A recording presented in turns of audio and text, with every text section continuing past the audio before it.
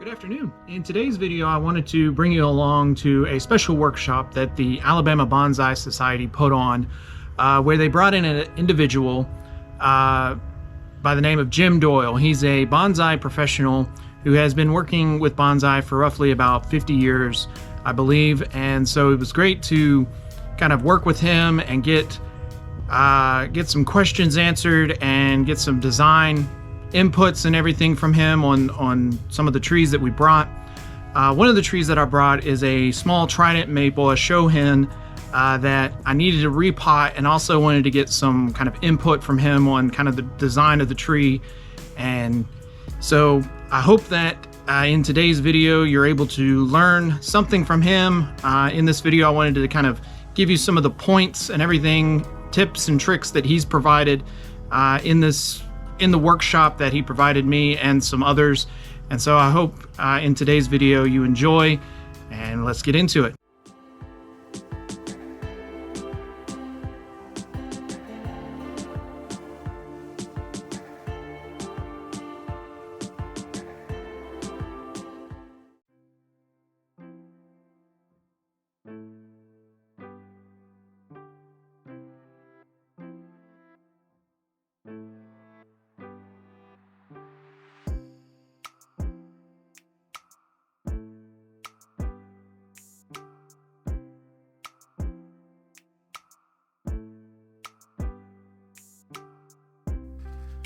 As we begin with this tree, the tree is root bound in the pot. So I'm using this knife to be able to cut around the roots to be able to remove the tree from the pot.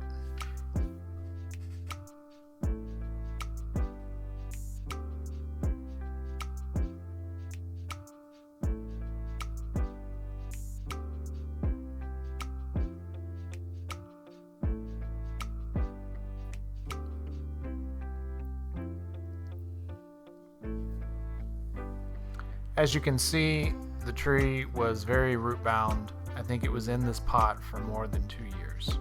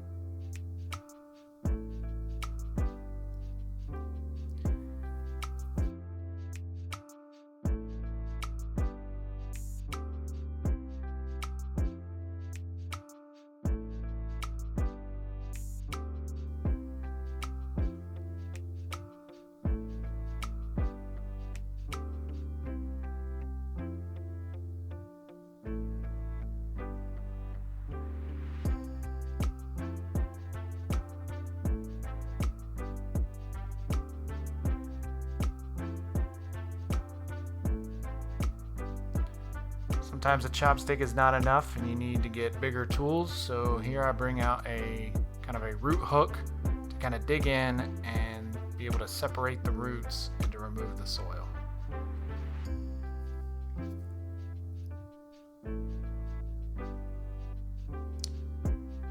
I'm picking out from the bottom an old wooden disc that the tree was planted on to allow the roots to grow out radially instead of straight down.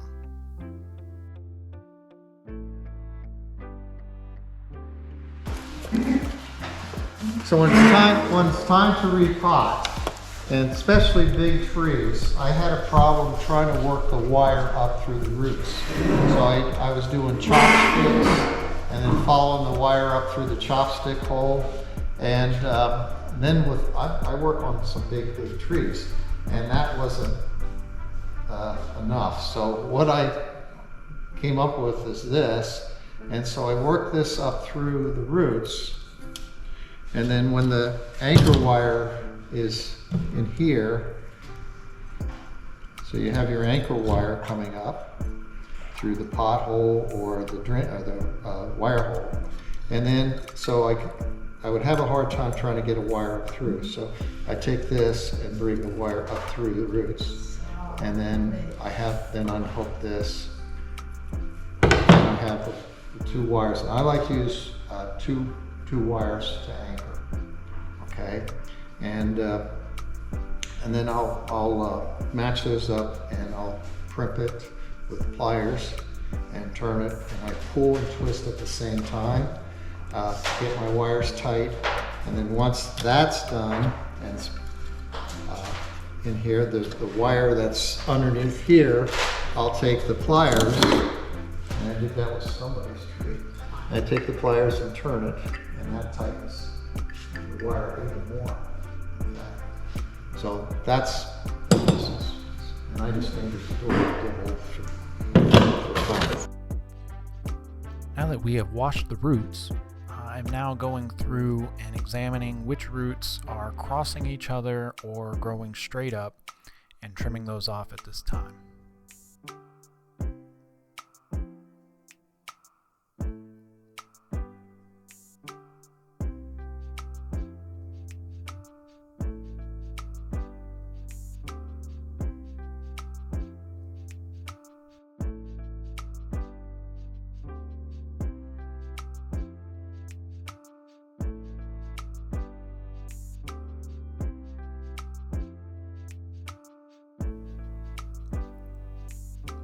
As I examine the bottom of the tree, I notice there are a few roots growing straight down,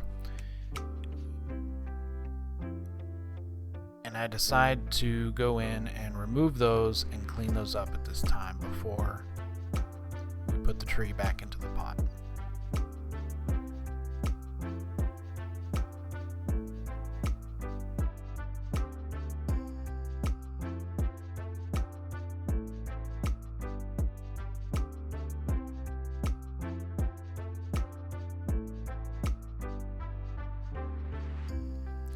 Now it's time to prepare the pot for the tree. We begin by cutting drainage mesh and wiring in with 2 small wires.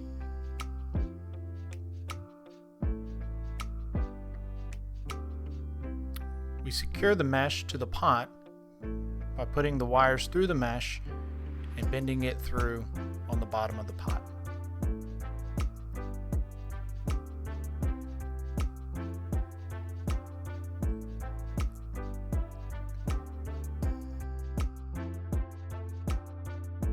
Now we measure and cut the tie-in wire for the tree so that the tree does not move in the pot or fall out.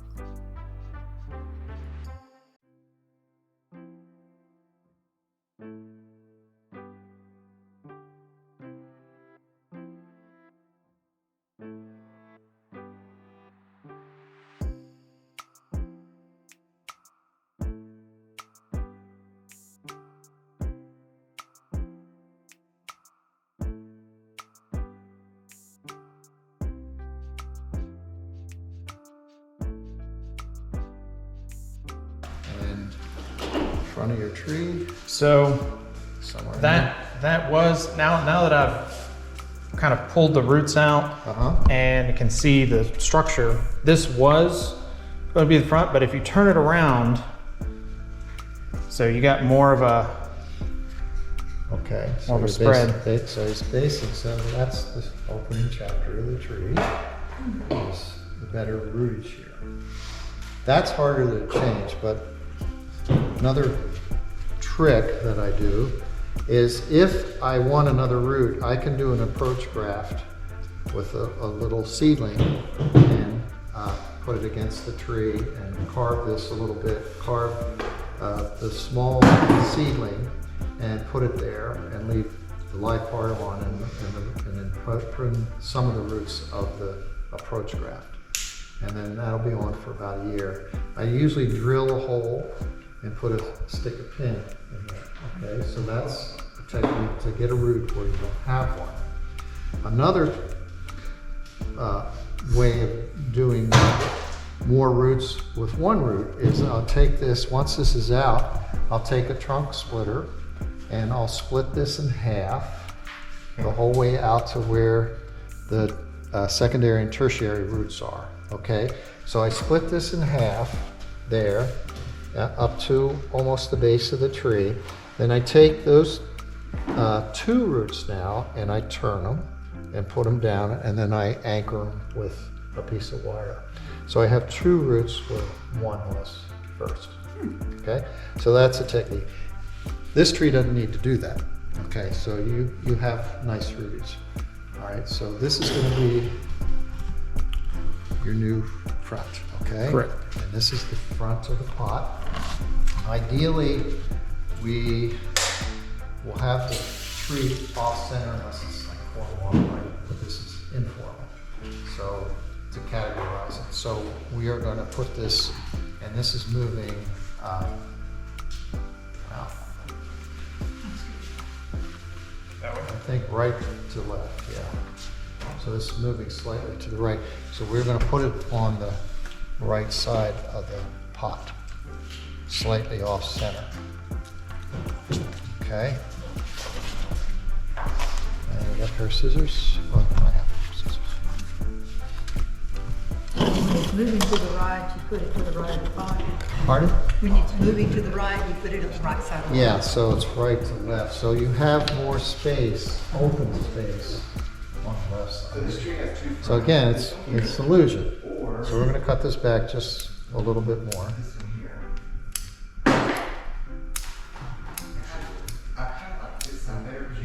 And roots are flexible, so you don't.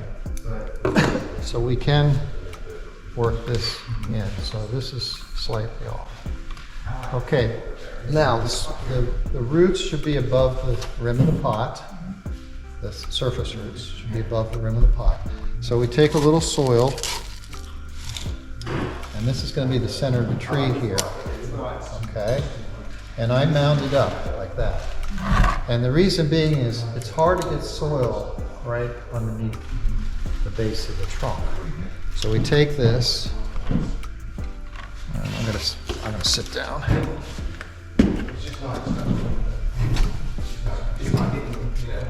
We take this and work it in and see if there's any adjustments with the roots. The roots look pretty good as far as the height. I'm going to add just a little bit more soil.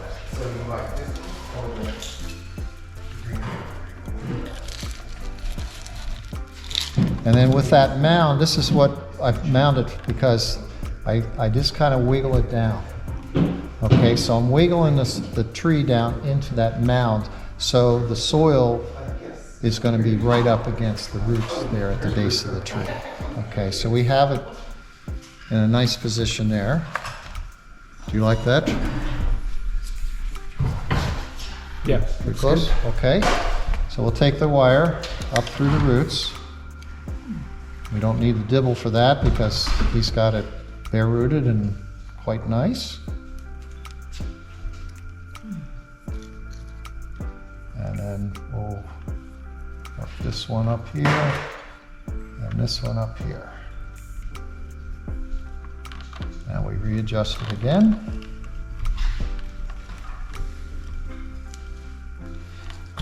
Chopstick, work some of the surface roots in there.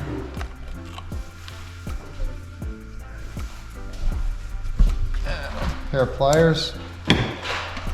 So I'll pull the wire first, like so.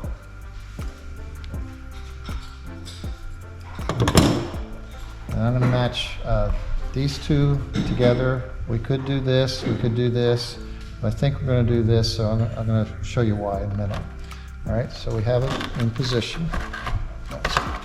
All right, so we take the wire, cross it. I'm right-handed, so I like to go this direction. I just do one turn at first, go to the next one, and I'll sneak it under that root, so we're not harming the root there. Like so, like so. And I'll take the wire and twist that once or twice. And I take the pliers and I pull and twist at the same time. Pull and twist. pull and twist, pull and twist. You can lift the tree. You don't do that, but if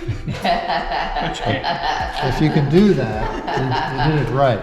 And then before I do the next thing, I'm going to go underneath and I'm going to twist these wires. So it tightens it even more. Okay, let's tuck them in. Here's your. Okay. And then the last thing, sometimes if I don't have it in quite tight, the root system's not cooperating, I'll take these two wires and I'll bring one of them over and this one over like so.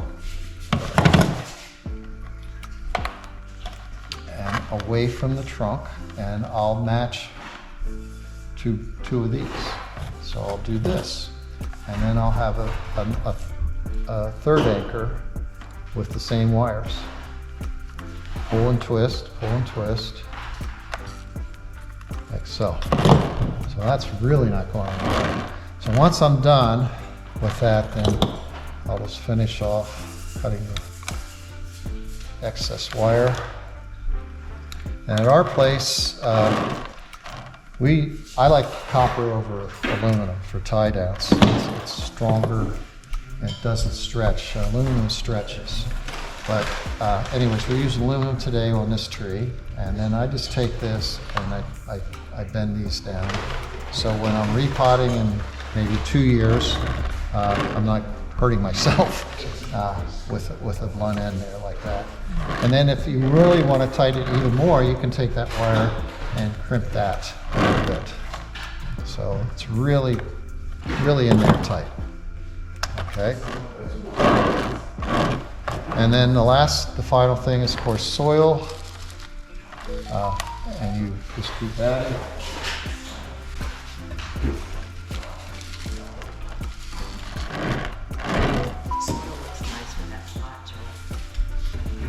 And what kind of soil are we using today? I believe it's a Akadama mix.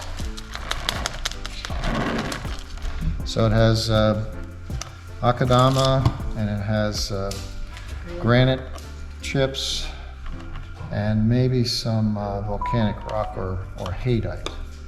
So good ingredients, most of it's the same size. And when I'm working the soil in the roots, we're not stabbing, okay? We're not stabbing, you wiggle. So you wiggle the soil. So you keep, and I hold my left hand as I'm introducing the soil with my right. So you do this till it's not accepting soil. And this, by the way, this is soil. It's the living entity of life for plants. Okay? Now it's dirt. So if you say, give me the dirt, I'll just look at you funny. But having a soil like this with larger particle allows for more oxygen exchange and drainage, and that's the key for bonsai. So you'll do this a little bit more.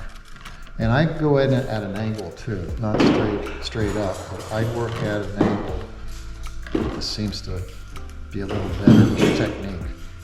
And then after you're all done, we have a rubber mallet, but you can just use your back of your hand, and we tap this to settle a little bit of the fine soil further into the roots. Okay, any questions?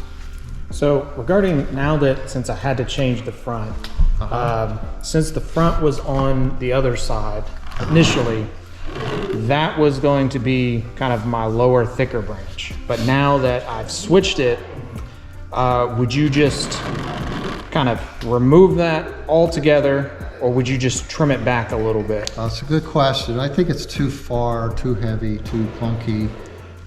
And It's too high other up. choices is you can chase it back, but even there, so I would do what you said and cut. And Okay. with pruners like this, again, you cut on this way as Yep. opposed to this way. Okay. But yeah, and the sooner the better, because then you gotta, you know, start healing that over. Yeah. You know, might as well do it now.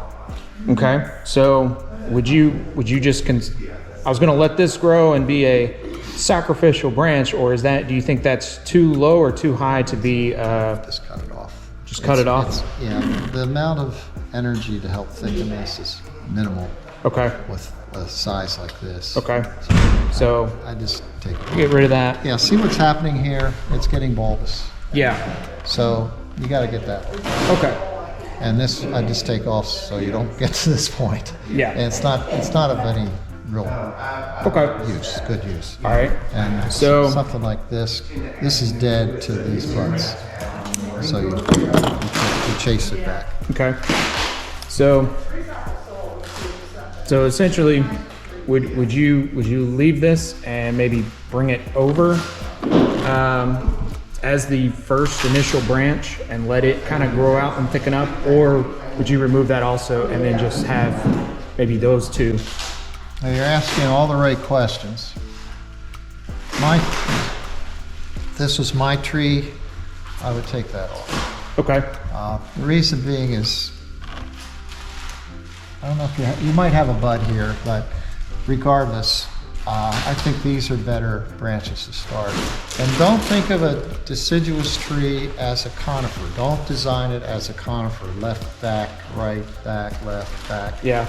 Don't think of that. Think of it as a deciduous tree. So when you study a deciduous tree outside, it's more rounded canopy.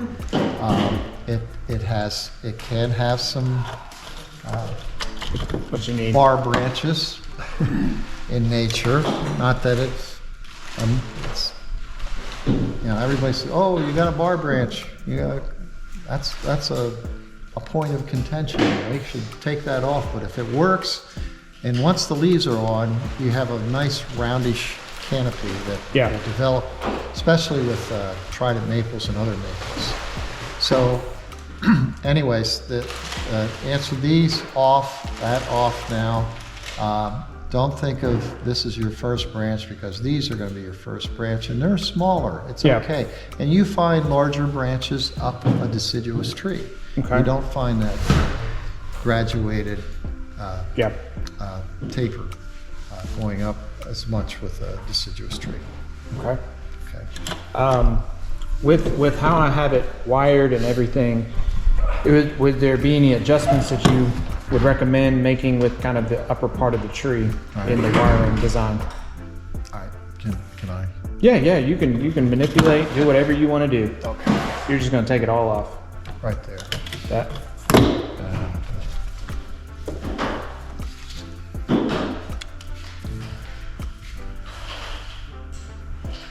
When do you use cut paste? Again, my mother was a nurse, and she always said have protection. So I use it on anything that's chopstick or larger. Like little things like this, no, I wouldn't be concerned. But chopstick or larger. So this would be probably the smallest I would use a cut paste. And You need. You got some? What? Not with me. so anyways, if you have cut paste, I like to take it, roll a little ball, and put it in the center of the wound, and then I work it out to the edge. Gotcha. And that's Keanol. So Keanol is different. Okay. This has a hormone in it. That's a hormone. And I was at a factory where this is made. In fact, where's John? John? This is by tool companies, a source of Keanol also. So this tree doesn't have any big ones to do. But, Oh, I thought you were going to do this one eventually. all right, you want to cut that? Yeah, you can. Yeah, there they are. So yeah, you can go ahead and. So here's how I do it. I'll cut once, see how I don't know these pruners. So I'll see, okay, they're pretty good. So I'll go up pretty close, and I'm going to cut along with the flow of the tree. I'll clean that off a little bit. All right, so we have a wound. Is that the cut paste that you like the best? It's one of two. And the other one's in like a little jar, comes green or white lid. And the white's supposed to be for deciduous and the green for conifers, but you just need one. And that's more more like a clay. So that's the one I take and I roll it in a ball, keep it wet. I used to lick my fingers, but they said there's some nasty stuff in it. So I just take water and then against it, and then I can work it out to the edge. So where the cambium is, the growing edge of the tree, is where we want it. And I don't like to cut yet. We're going to take it in a little more. So I'm going to get a roundish tool, and I use this to finish cuts now. So I know you mentioned kind of in the introduction of when you were talking about this tree, how I left a stub, and I noticed that you're kind of not leaving a stub on this. Not on this one. Okay, what's the reasoning behind that? Because when this starts to heal over, it's going to be out like this, Okay. and I want to have it flush. Okay. So I have to take So I have to take it a little deeper in this case. Yeah. So when you do a kind of a branch cut or a trunk cut, you would leave a little nub to let it kind of heal over in a Yes, year, and then okay. then I go back like this one, go back, and then you can prune it back a little further, like so. This one. This one.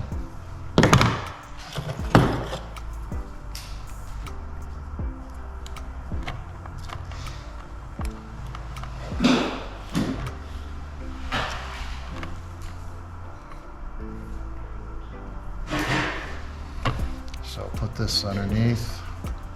I'm going to clean this one off. Because they've healed over, and this is not feeding anymore, so we're going to get this cleaned up a little bit for you.